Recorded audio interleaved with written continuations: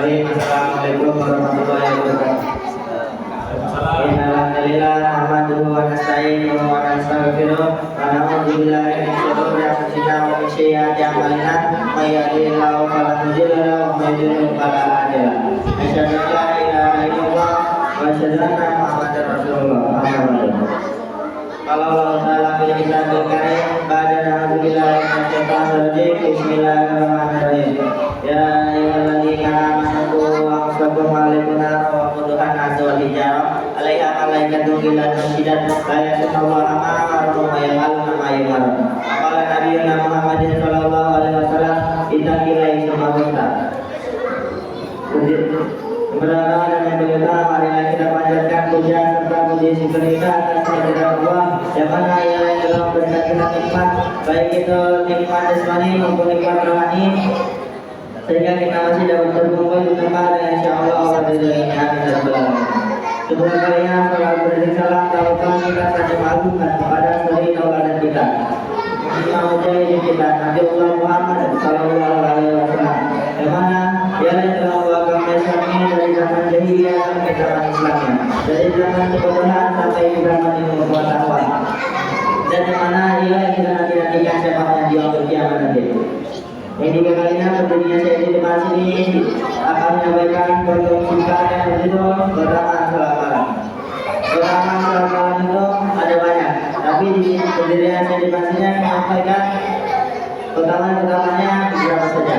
Yang pertama merupakan kebiasaan orang-orang soleh, yang dimana salat malam adalah kebiasaan orang-orang soleh.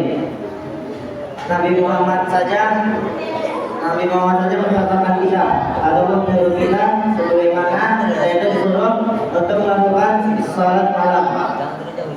Karena jika kita mengerjakannya, kita akan mendapatkan sunnahnya ataupun mendapatkan pahalanya, dan jika kita tidak mengerjakan itu kita akan rugi sendiri dan tidak mendapatkan ada apa-apa saja. Dan para ulama juga ataupun orang-orang yang soleh lain juga itu mengamalkan amalan salat malam tersebut.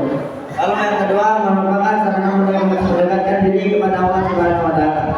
Salat malam dapat membuat kita mendekatkan diri kita kepada Allah Subhanahu wa taala. Selagi kita itu ikhlas untuk meraih atau untuk yang kita untuk mencapai di Allah Subhanahu wa taala, maka Allah akan mempermudah jalan kita ataupun amalan kita agar diri kita dekat kepadanya.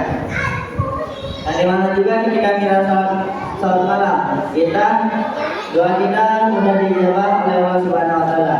Dan jika kita itu berdoa pada malam hari, maka doa kita insya Allah akan dijawab olehnya. Lalu yang ketiga ialah merupakan amalan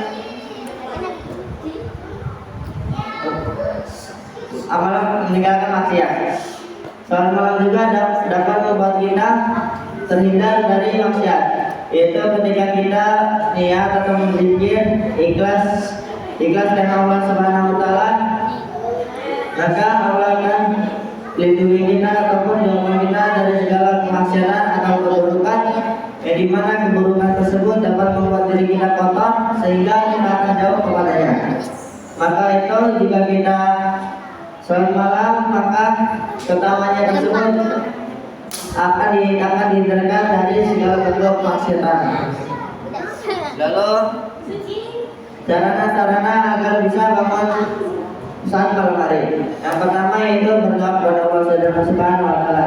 Sudah jelas di mana jika kita berdoa kepada Allah Subhanahu wa taala, kita ingin minta dibangunkan oleh Allah Subhanahu wa taala agar kita mengikuti sunnah-sunnah Nabi Muhammad ataupun hal-hal yang diperintahkan Nabi Muhammad. Maka jika kita berdoa dan dibangunkan, maka insya Allah akan Allah ijabah doa kita tersebut, dan insya Allah kita akan bangun pada malam hari tersebut selagi niat kita itu ikhlas lurus untuk menggapai ridha Allah Subhanahu wa taala.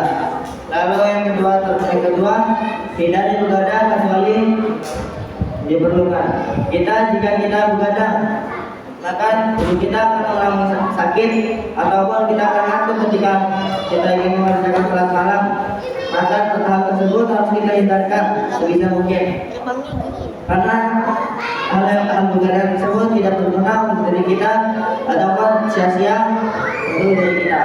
Maka dari itu kita harus meninggalkan perbuatan begadang tersebut jika itu memang perlu, karena kita tidak ada waktu pagi, siang ataupun sore. Maka malam tersebut jika kita ada hal yang diperlukan, maka kita begadang itu boleh, seperti mengerjakan PR ataupun yang lain-lainnya.